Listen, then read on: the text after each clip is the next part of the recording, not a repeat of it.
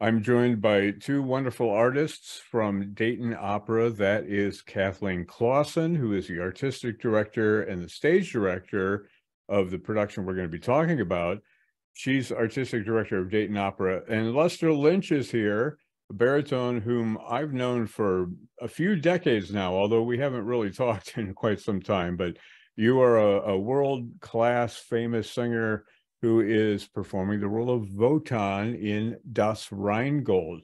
Before we start delving into what both of you have done and are doing, let's talk a little bit about this opera coming to Ohio, this part of Ohio, for the very first time, and certainly for the first time for Dayton Opera. Kathleen, you want to tell us about that?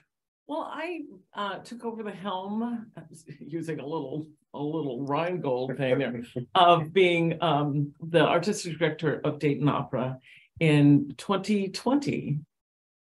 Well, I was the associate, I'm interim for 1 year, and then I became the artistic director. And I was charged with trying to rebuild the audience, bring people back after COVID, and do something new, do things that people hadn't seen before. So, of course.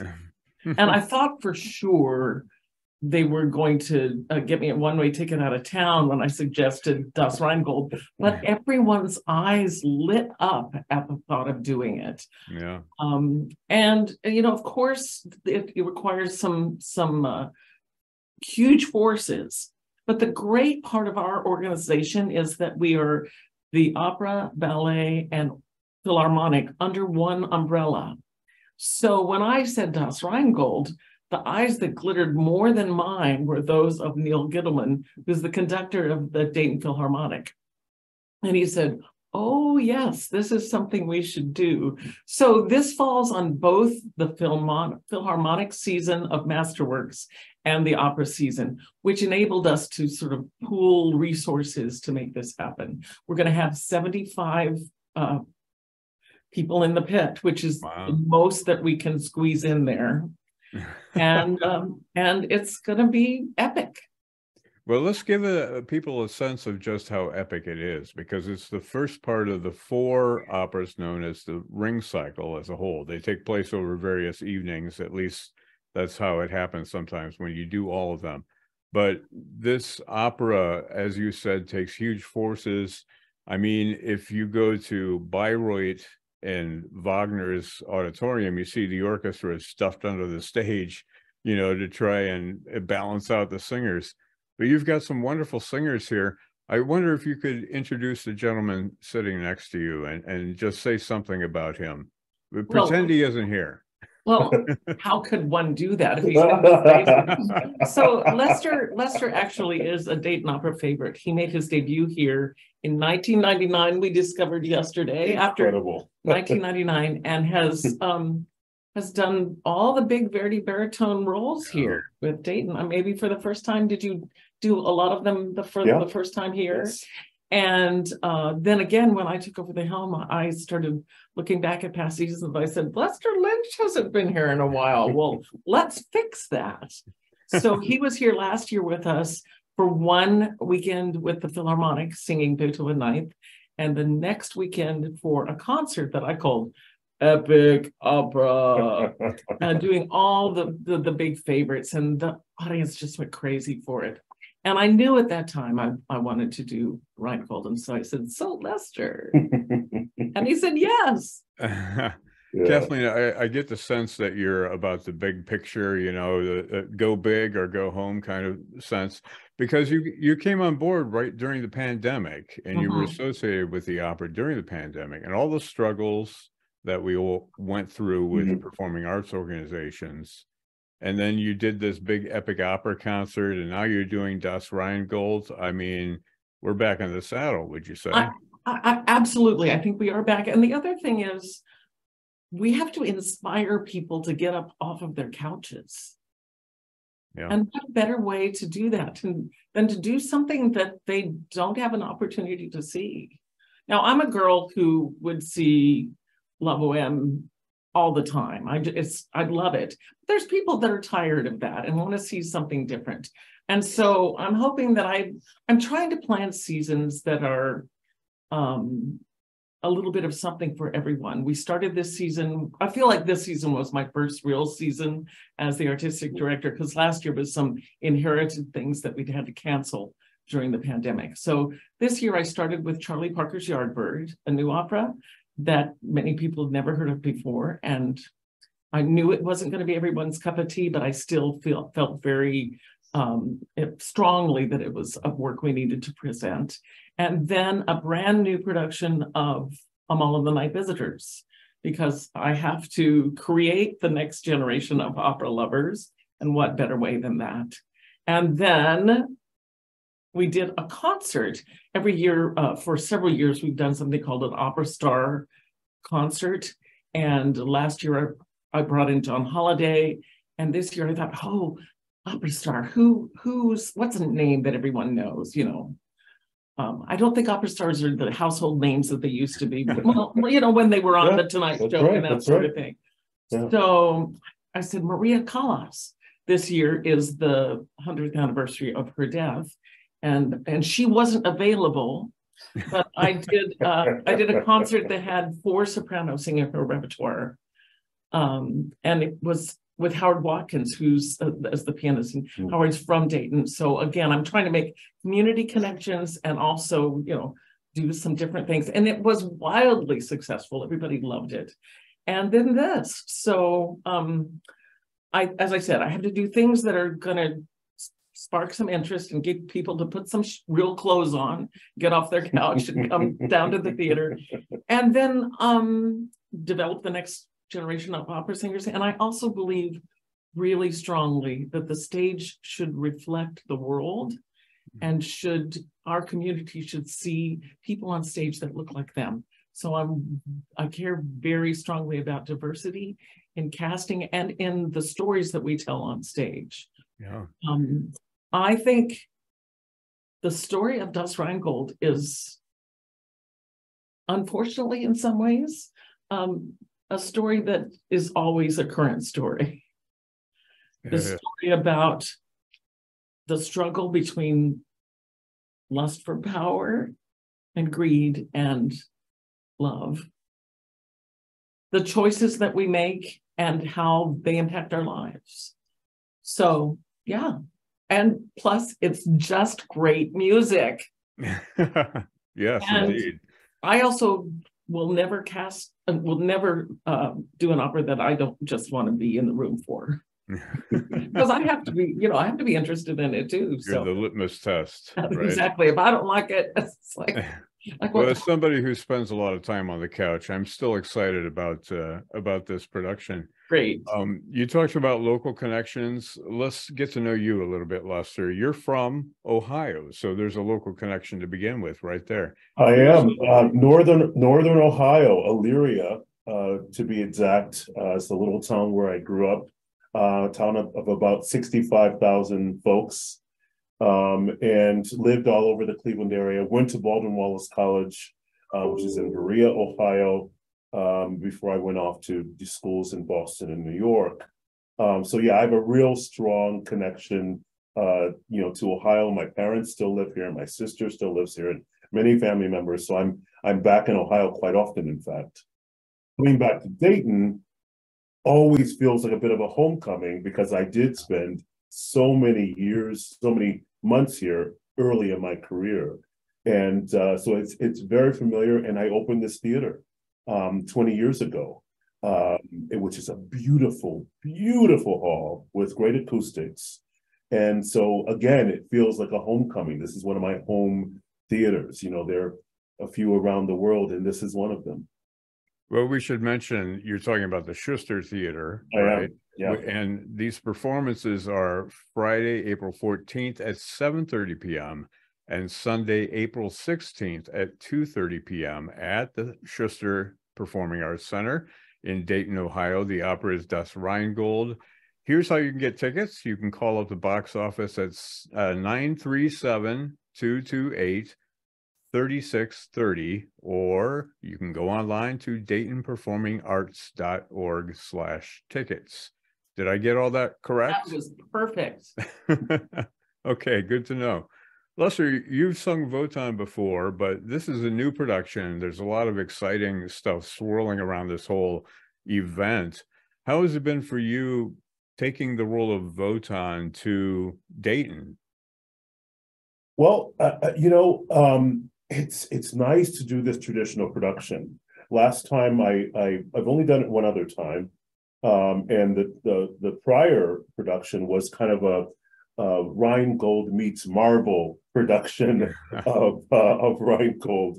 So everything was shaded in that way, and it gave us an opportunity to really kind of step outside of Wagner's wishes as far as the story is concerned a little bit. But it was still a very interesting production, and I enjoyed it. But it's nice to get back to doing this more traditional production of the opera.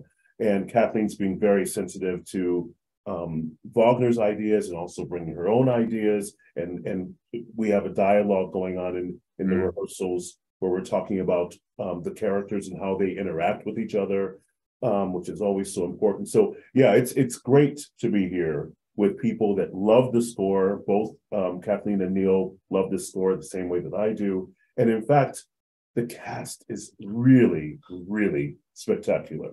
We're here today, but any one of my colleagues could be here on the Zoom call and have a lot of interesting things to say, because it's a fantastic cast with also some new faces that we haven't seen. So it's nice that I've got 30 years in the game, but there are some others that maybe you have some young artists. Some young artists, and also what I would say some up and coming Wagnerians. It's not you don't learn to do something by not doing it. And getting your feet wet in Wagner is not an easy thing to do. Right. And if companies like ours don't do the repertoire, how do we create that next generation of Wagnerians? Well, you make a very good point. They would go to Europe and then we'd never see them again. Right. That's right. Yeah. So I felt committed to giving opportunities to young singers. My summer job is at the Santa Fe Opera. It's a pretty good summer job. Yeah, I've heard of it. I'm the associate director of the Apprentice Singer program. So I have had the opportunity for the last 20 years to hear sort of the up and coming young singers. And we have a couple of them in this cast, and I'm really excited to be giving them that opportunity and to have me sit back and let them sing and make me look good. And they're legitimate young Wagnerians. Yeah. Which is not that's not an easy slot to fill. And it's nice to see them stepping into these roles. And of course with careful direction from Kathleen and the maestro. Well, Kathleen, you have not only a stage directing background, but also a singer background. I mean, does that play into how you deal with singers and how you cast singers at all? How could it not? Right. I think I'm very I'm aware of what it takes to do what they're doing, and respectful because I've done it before. I also come at the score as a stage director from the music first. It's in my blood to do that. And so I have a different way of looking at the music. And sometimes I'll say, and over here, you just stand here and sing really well. And I understand that that's the job without making anybody do any gyrations. Well, I've worked with both ends of the spectrum, but I prefer what you're talking about, definitely. You talk about, the Marvel connection with the previous production you did, Lester. Mm-hmm. And I mean, it's obvious that the Ring cycle was inspirational for many authors as well as composers. And you think of movies like Lord of the Rings that were done by Howard Shore, the music, and John Williams with Star Wars, and they all lifted little bits and pieces, or certainly ideas, from what Wagner did. Well, all film scores. Yeah, well, true. The whole idea, all of them, anything that is using themes is sort of using the leitmotif idea throughout. So what I always say is, if you like film music, you might want to be trying out Wagner, because you're going to recognize tropes in the story, and the music's kind of great. Well, there's also something to be said for the fact that it's a live performance, that you're seeing it happen, you know, as it happens, which is a rarity these days, except in classical music, it's the norm. So that's right. And also with this score, it is kind of like a movie in that with Rheingold, you don't have an intermission. So you walk into the theater fully prepared to sit for 2 hours. Lock the doors. Yeah. Well, we'll try not to lock you in, but for sure, you're there for this completely submersive experience. And it is like going to a movie in that way. Yeah. And you're in it. I remember watching this a couple of years ago. I went to the Royal Opera House to see some friends do a Rheingold. That was Keith Warner's production. And we were an hour and 45 minutes in, and I finally looked at my watch and thought, oh man, we've already done an hour and 45 minutes. It just flies by because Wagner just keeps taking you on this journey. And it's amazing. I mean, 2 hours feels like it's a bit of time, but I'm telling you, you will not notice it. And it's amazing how it just grabs you, not only the music, but the story as well. What's going to happen with this ring and with Alberic, and will Wotan get the ring, and will Freya come back, and the whole thing is going on, and it's very exciting. Yeah. I hope that your audience that they really get ready for this wonderful ride of being inside the theater, just like you said. Such a good point. And also for people who like the look of things, it's a brand new production. Again, something that doesn't often happen in regional opera, because you can't just go out and rent one. Although you will be able to after this. That's right. It's brand new costumes, brand new sets, and projection design created just for this production that we're doing.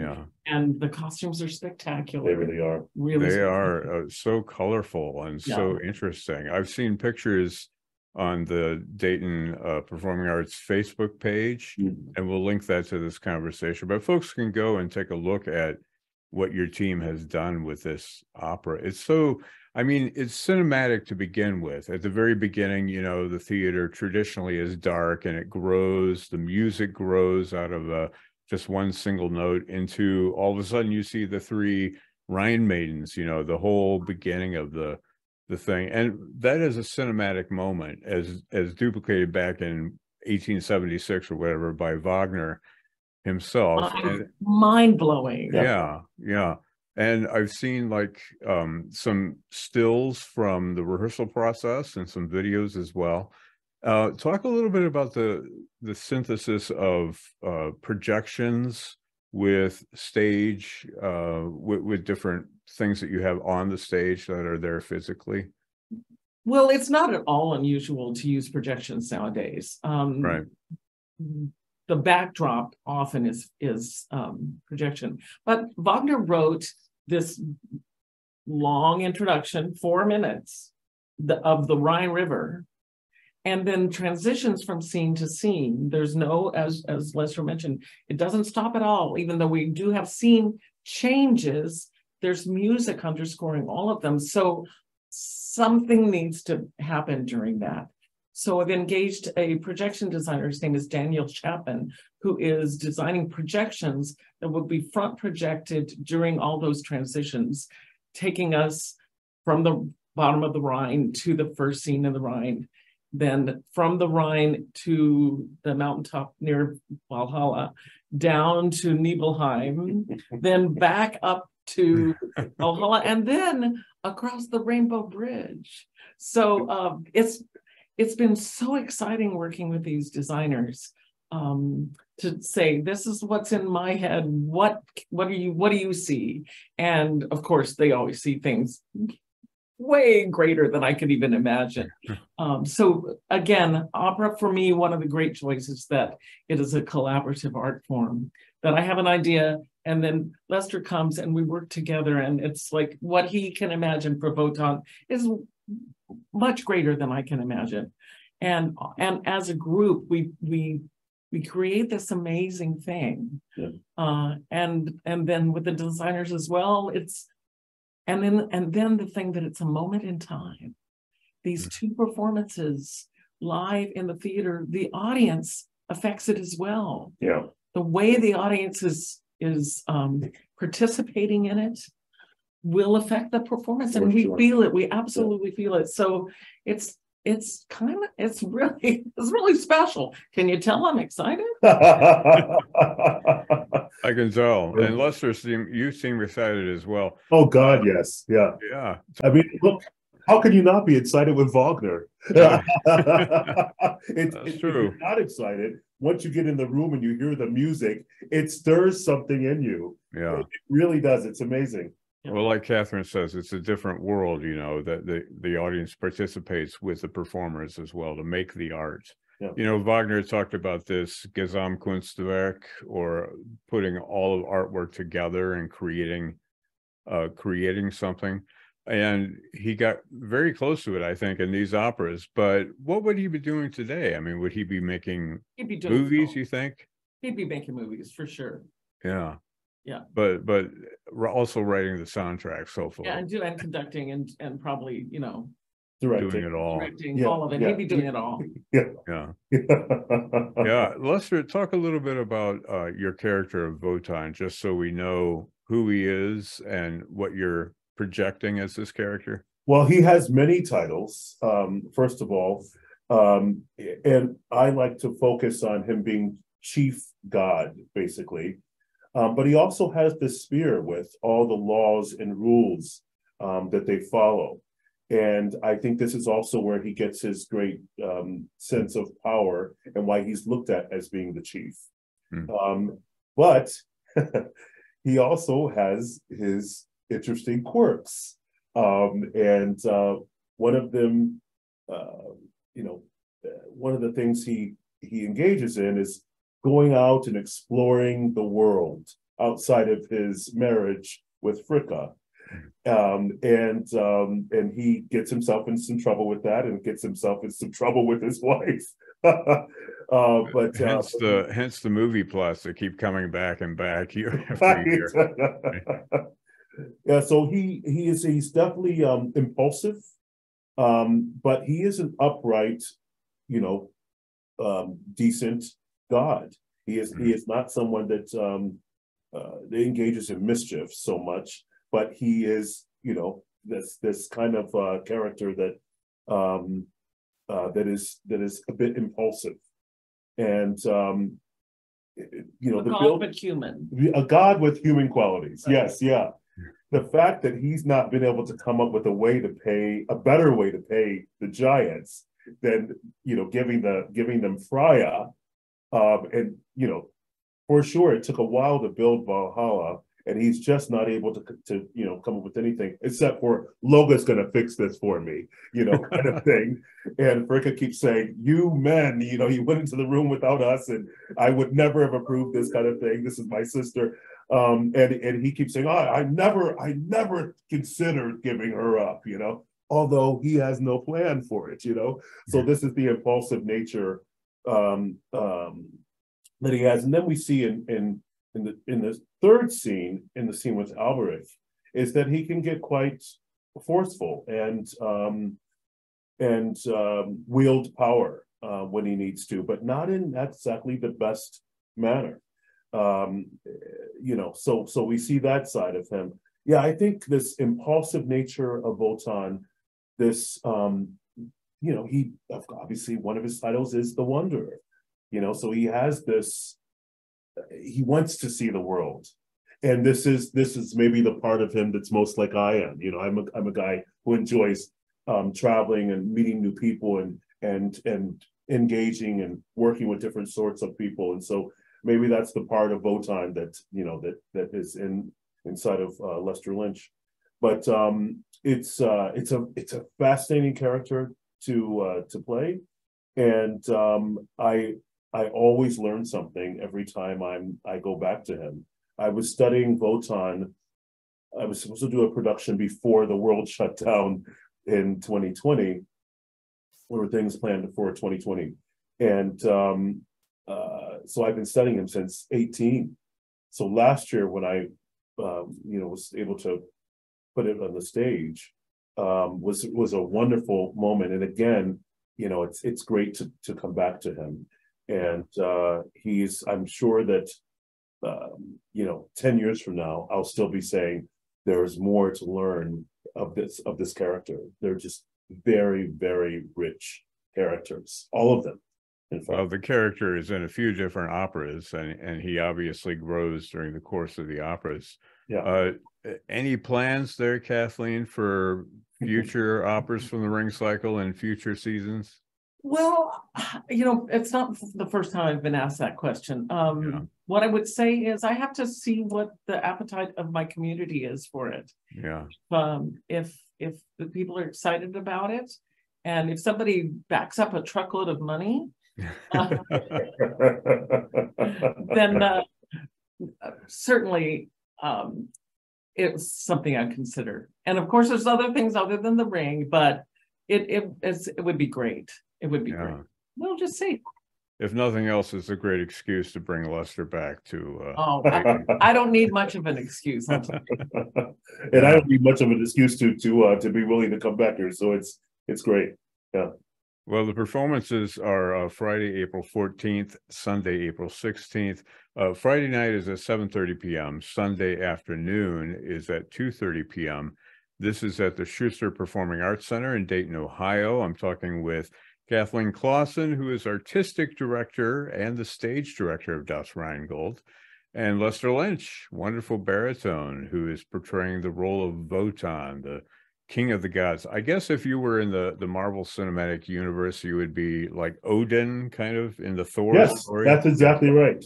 Yeah, see, I could be a stage director too. I'm sure water you mix. Brad. Yeah.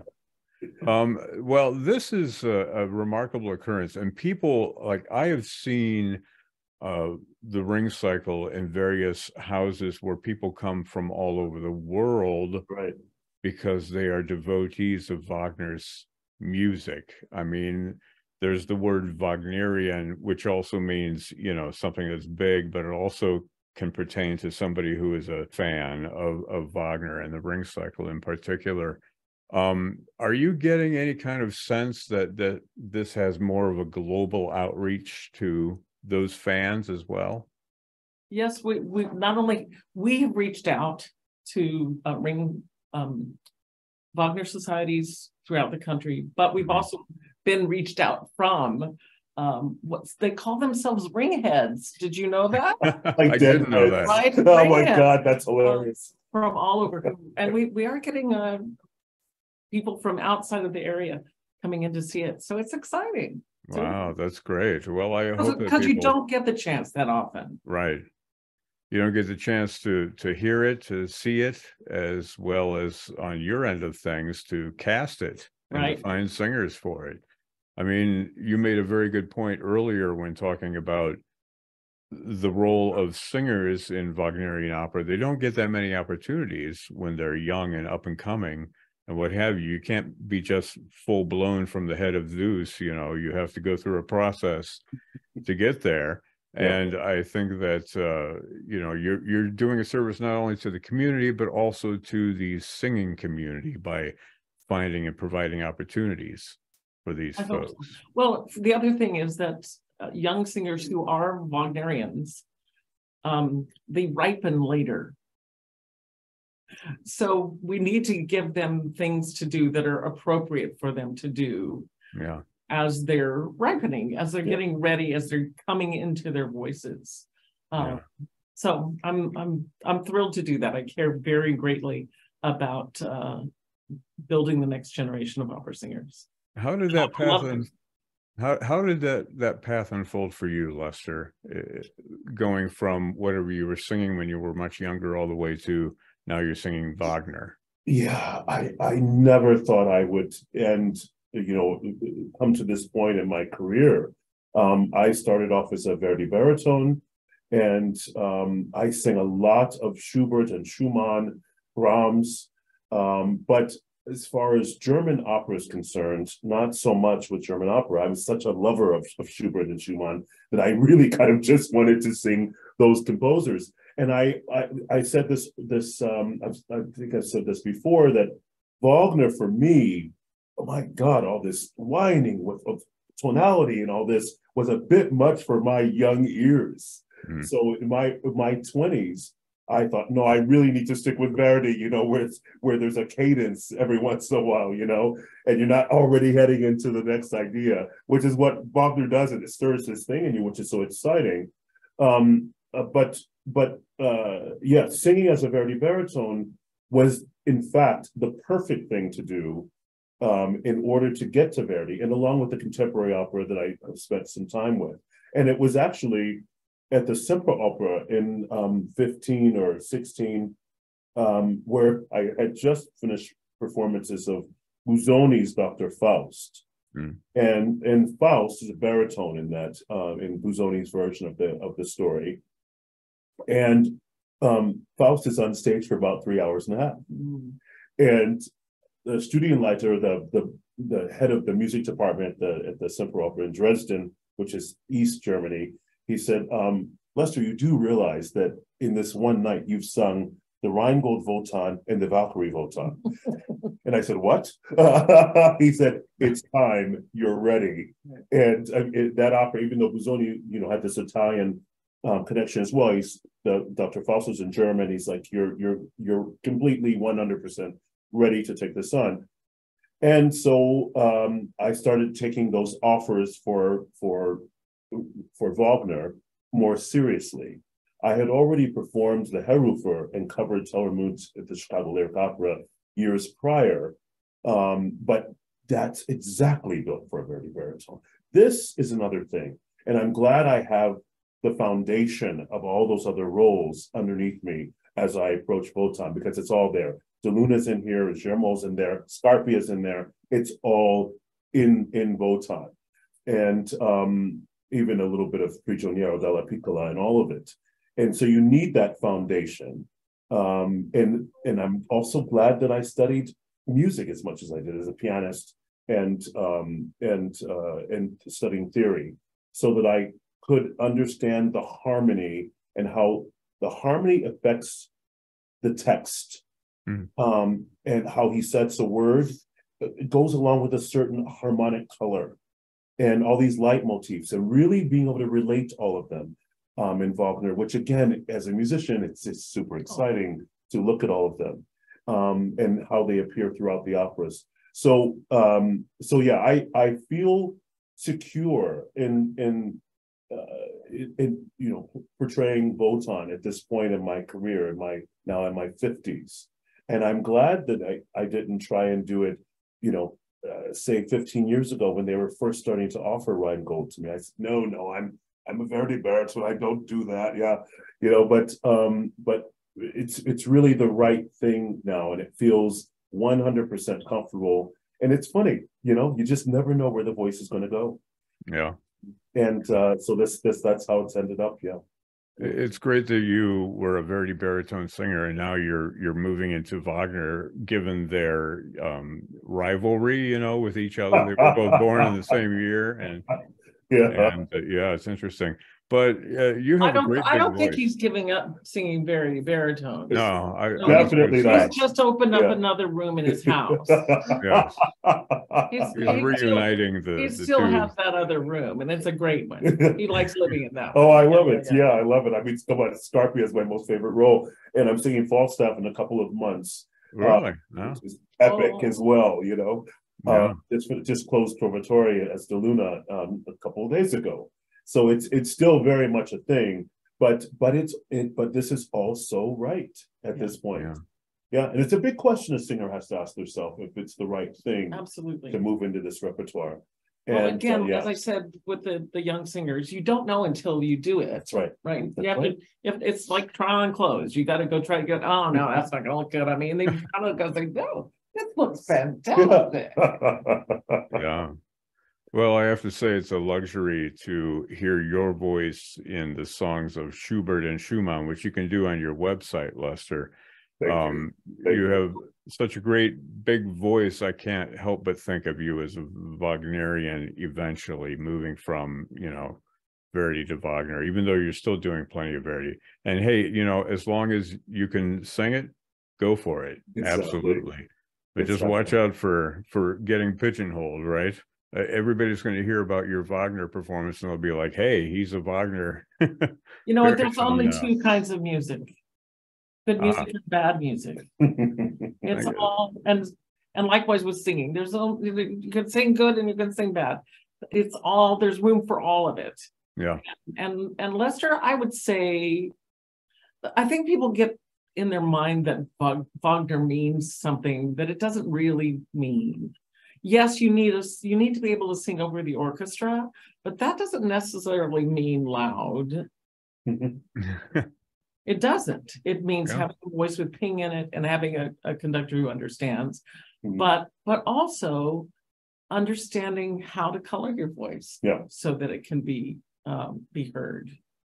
You said that much better than I could have, even though I totally agree with you. As I do as well. That's well said. And the other thing is all of Lester's comments about how much depth there is in the music and how we as musicians love it and respond to that.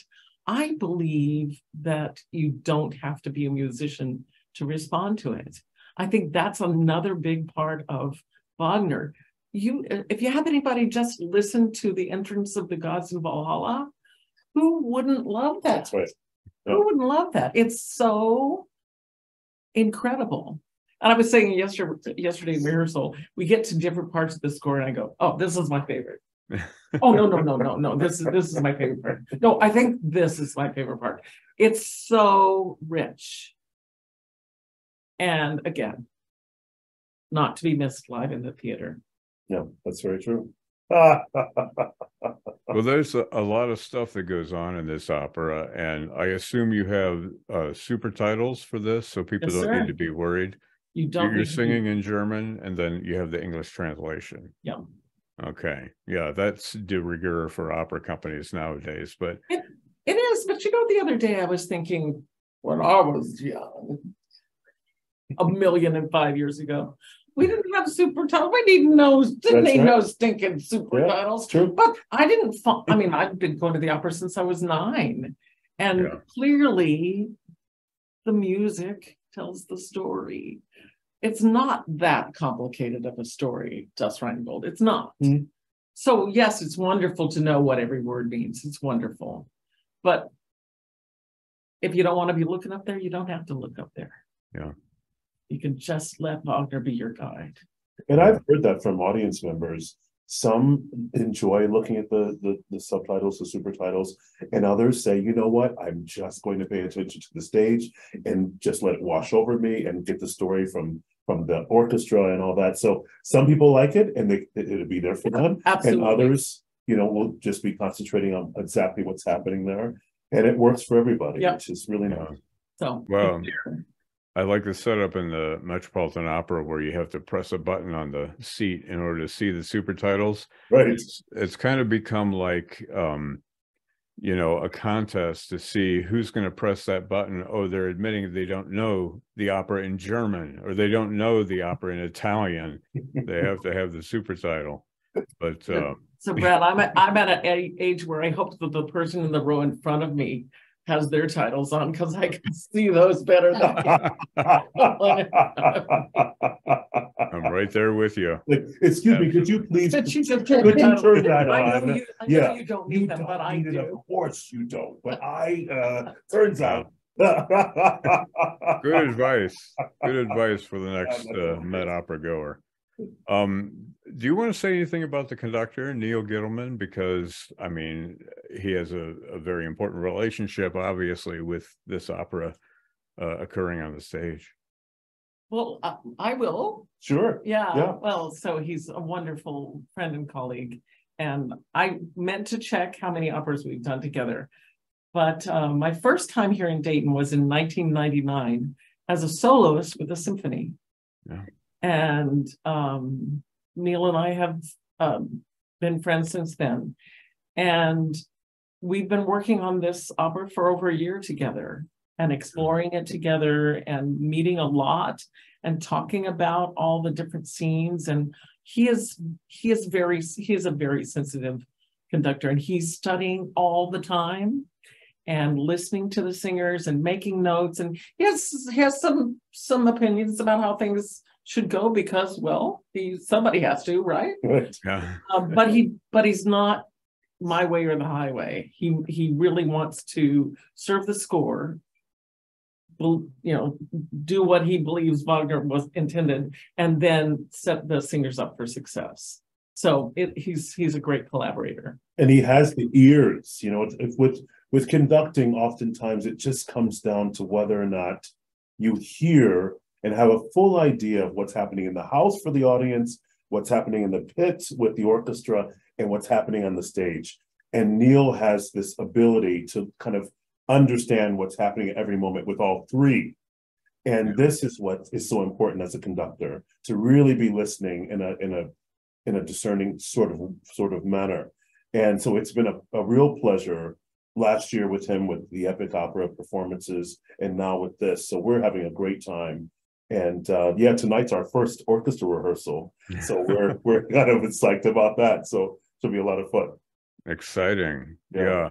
I mean, there's definitely a difference between a conductor who can conduct symphony and opera, because opera is such a specialized, you know, subset, I think, of symphonic work.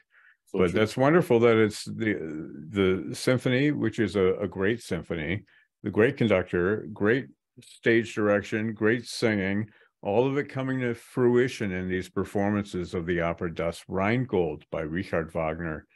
I will mention again, it's Friday, April 14th, 7:30 p.m., Sunday, April 16th at 2:30 p.m. in the afternoon. This is at the Schuster Center in Dayton, Ohio. You can find more information at DaytonPerformingArts.org/tickets, or you can call up the box office. The number is 937-228-3630, and we'll link to all of that when we post this online as well. So I want to thank you both, Kathleen Clawson, Lester Lynch. Lester, great to catch up after all these years. Great to see you, Brad. My God, incredible, right? Yeah. Well, the only better thing would be if I can get down to Dayton and see you in person. So hey, we're expecting to see you. Excellent. Excellent. Well, thank you both for talking with me about the production. And it's coming soon, so people have to rush out and get their tickets. Definitely worth the trip from Northwest Ohio to Dayton. Absolutely. Absolutely, yeah. All right. Well, thank you both. Thank you so much. Thank you. Take care.